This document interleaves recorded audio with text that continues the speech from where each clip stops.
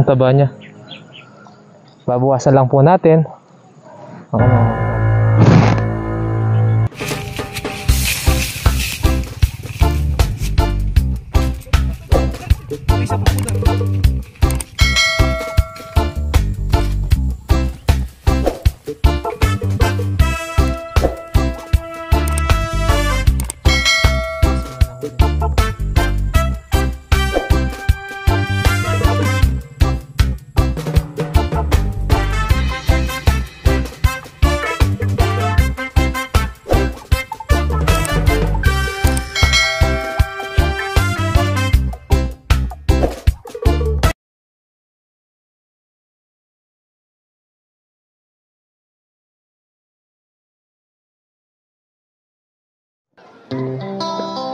Ayan po mga boss, mahaba-haba po ang lakaran.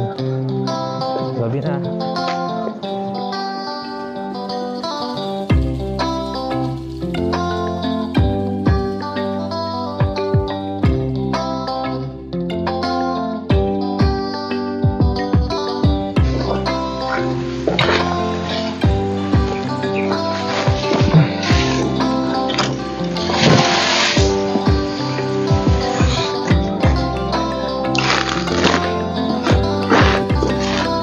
Mga boss, at tayo po ay nakarating na dito sa area.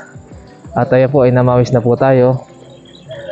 Ay, nandito na po tayo mga boss. Ito po yung butas mga boss, kung makita nyo. Tayo po ang butas mga boss.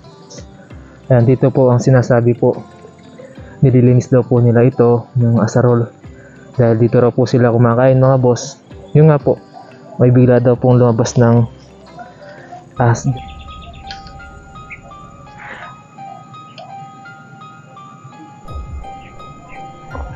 meron po kasi ako narinig dito mga boss. Hindi ko alam kung bayawak po yun.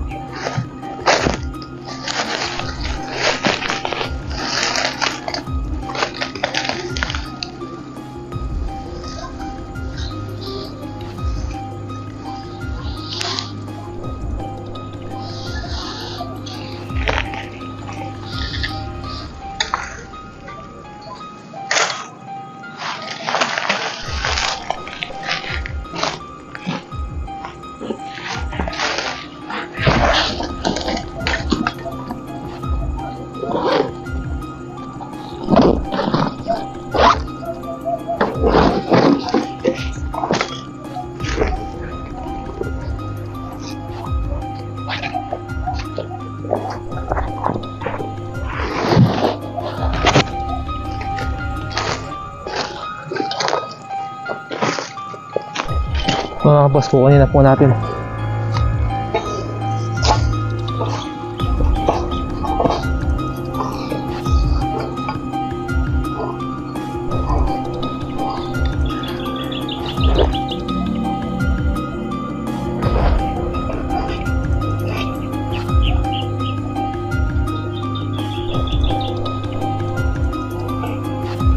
Ito po siya mga boss, nandito po siya mga boss.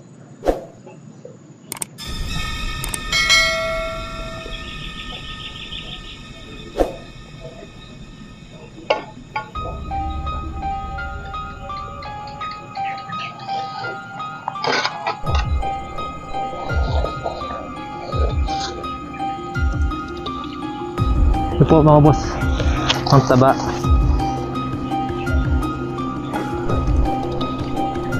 Taba po niya mga boss.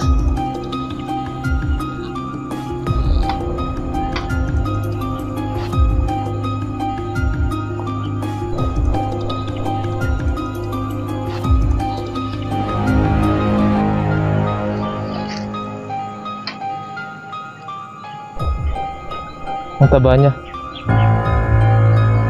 Ang taba niya po mga boss. Meron po ako narinig, may napakita po akong bayawak kanina dito eh. Kaso po, ang bilis niya po. Kaya po pala mga boss, kanina po may nahuli po akong mandali, kukunin ko lang po muna ito. Kunin kong katsa. Ito yung katsa. Katsa. Kukunin muna po natin to. May nakita po akong rat snake kanina po. Baby rat snake po siya. Papakawalan po natin siya dahil yun po ay hindi naman po, wala naman pong kamandag yan mga boss. Papakawalan po natin yan. Baby rat snake po siya, baby. Ito po ang mga dapat po tinatanggal dito sa mga bukid na ganito.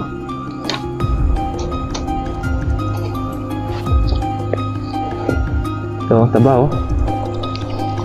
Babawasan lang po natin ang kanyang mandag. Ayan po ang mga pangil niya mga boss. Antitilos po mga boss oh. Ayan po. Ayan po mga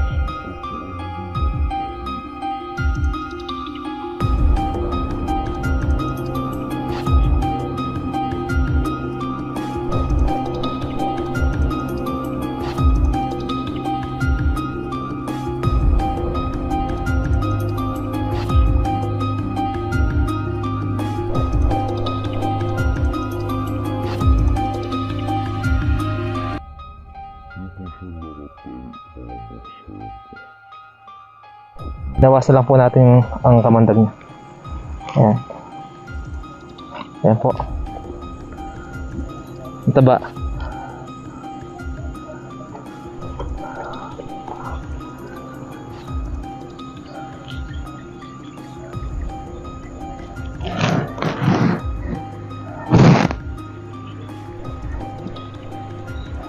Bagong kain po siya mga boss. Ang taba, ayan po.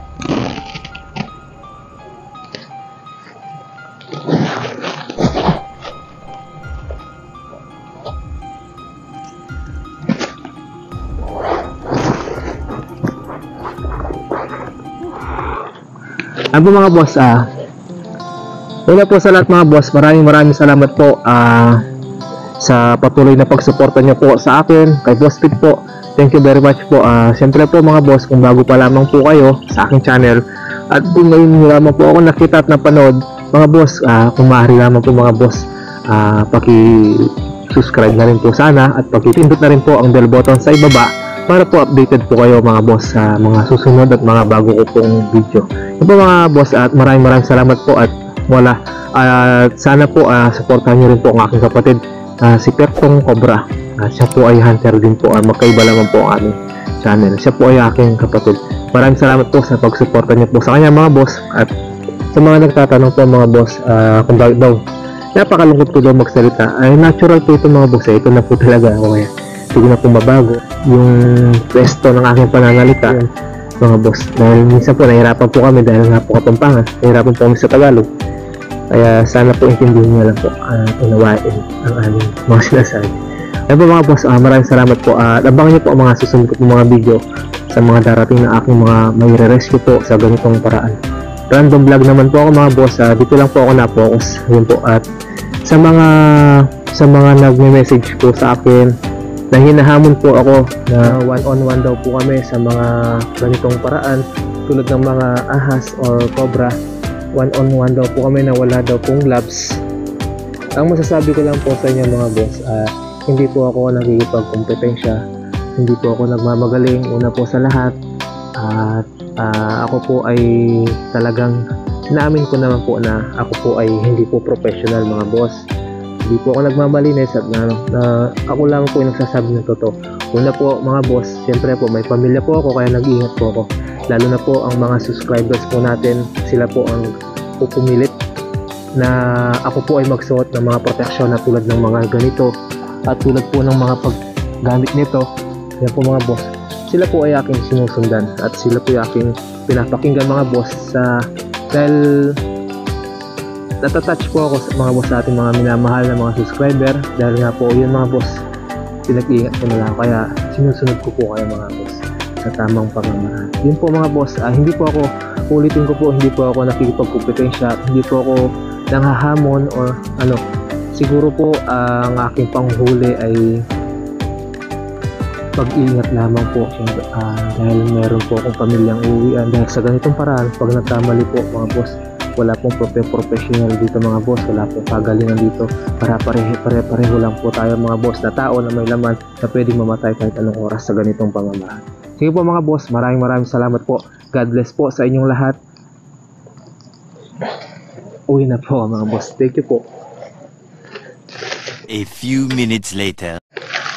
Kaya pala mga boss, Hindi ko na po pinakita. Pero nasa malayo, nasa ibang bayan na po ako mga boss. Dito sa kadikit ng bayan na pinuntahan ko. Meron po pala ako nahuli ng rat snake po mga boss. Doon po sa bahay po mismo ang pinagkuhanan ko mga boss. Dahil takot na takot sila mga boss. Ito po ay papakawalan po natin dahil hindi naman po sila makamandag. Wala lang po silang kamandag mga boss. Ito po mga boss, papakawalan po natin sila. Siya lang po kasi mag-isa. Ito po yung nai-rescue ko po sa bayan po ng Kapas. Baby pa lang po siya. Ayan po. Ayan po siya mga boss. Siya po ay rat snake mga boss. Ito po mga boss. Siya po ay rat snake. Ayan po. Ayan po.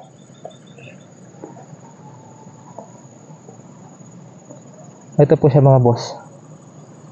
O ayan po. Papakawalan na po natin siya. Ayan po. Kinakagat niya po ako mga boss. Ayan. Papakawalan na po natin siya rito mga boss. Siyempre po, hindi po siya natatakot, hindi po siya karapat dapat doon sa bahay na nirescue ko po. Ito po yung tinawag nila sa akin mga boss. Isa po siyang rat snake mga boss. Rat snake lang po siya mga boss. Ito po ay wala pong kamandag. At ito po ay papakawalan na po natin mga boss.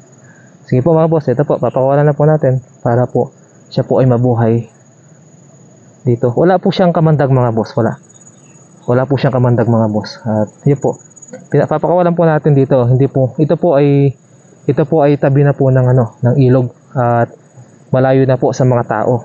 Kahit na isa po siyang rat snake. Ito po ay karapat dapat po siya rito. Ayan po, papakawalan na po natin mga boss. Ayan, ang bilis niya. Nasaan na? Ayan po, ayan. Nakawala na po mga boss. Sige po mga boss. Salamat po mga boss.